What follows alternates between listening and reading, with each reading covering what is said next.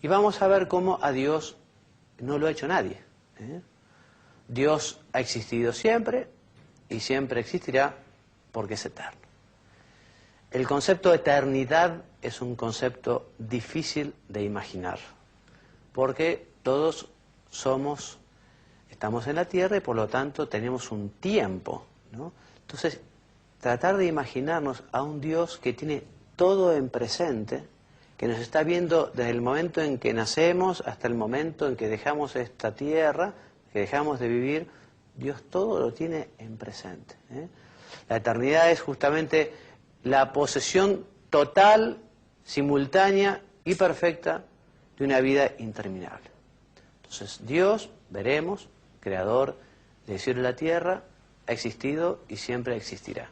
Esto es lo que trataremos a continuación de demostrar. Es absurdo decir que hubo un tiempo en el que no hubo nada. Es absurdo porque, como todos podemos llegar a razonar, de la nada, nada sale. Si en algún momento existió la nada existiría todavía ahora. Entonces, por lo tanto, tiene que existir alguien, tiene que existir algo, un ser, un primer motor, un ser necesario, ya veremos, que sea la causa de todo lo que existe. Porque nunca pudo haber existido la nada. Si hubiera existido, ahora estaríamos siendo nada, cosa que es absurdo y que incluso el decirlo parece ridículo.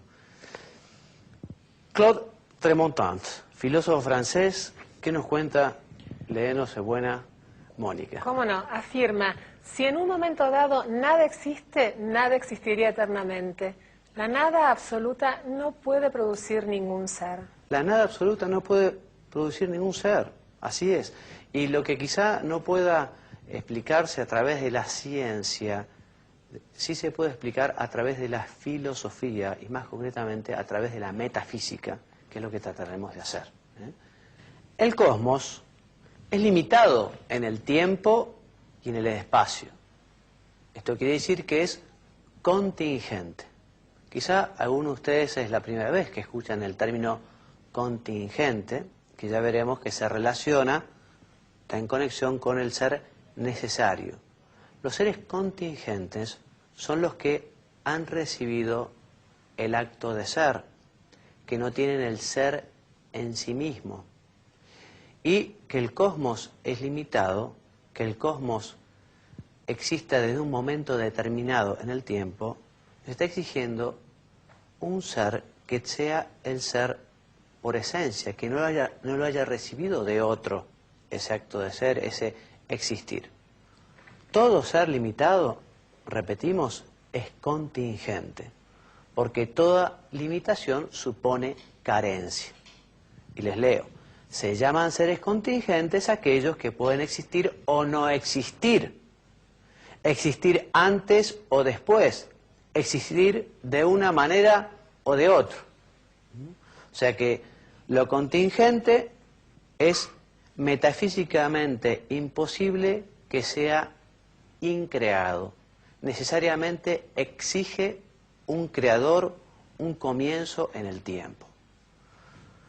Lo contingente exige una causa de todo lo que existe, un ser eterno, increado, que exista necesariamente.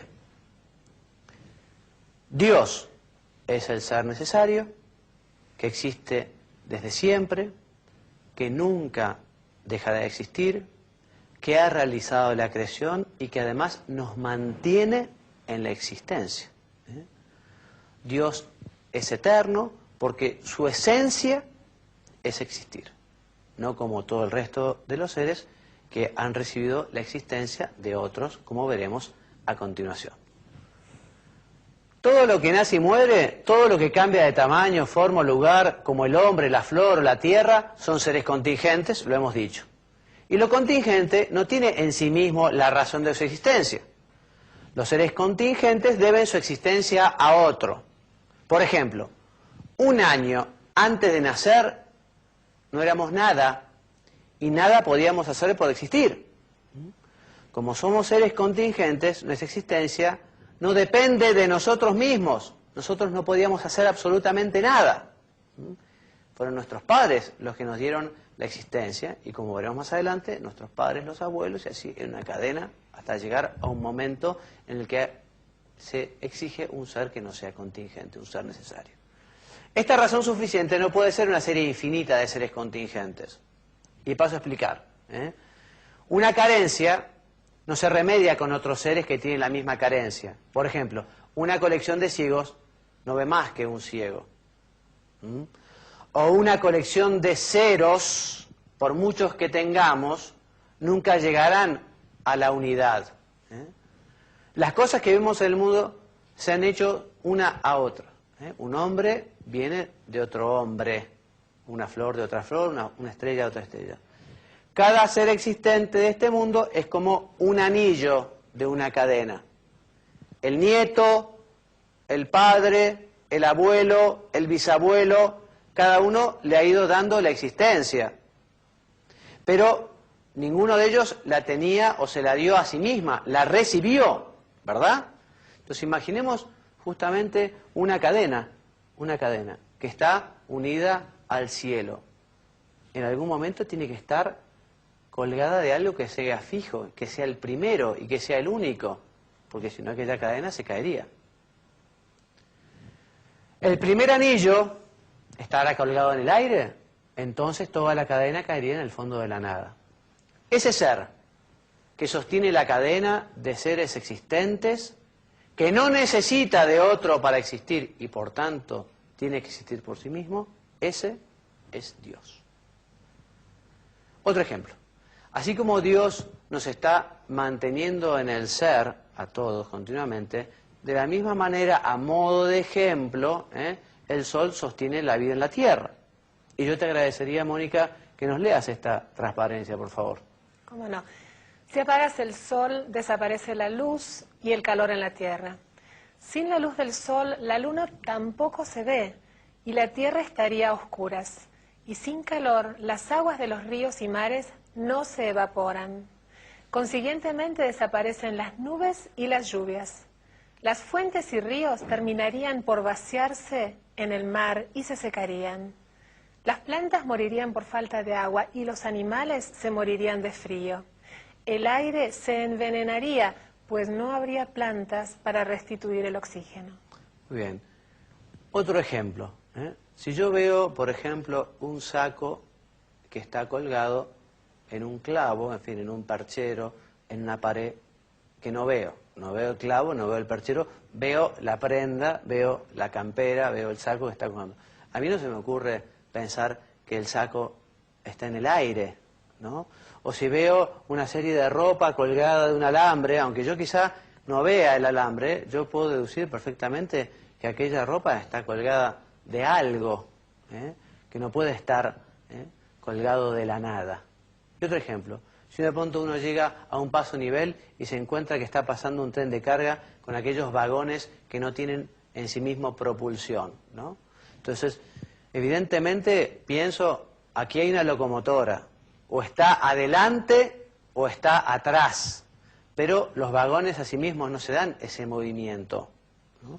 De la misma manera, en la creación, en esta cadena de seres que son finitos, de seres que son contingentes, se exige un primer motor, inmóvil, que tiene en sí misma el acto de ser, es un motor que no se mueve y que da movimiento a toda la creación.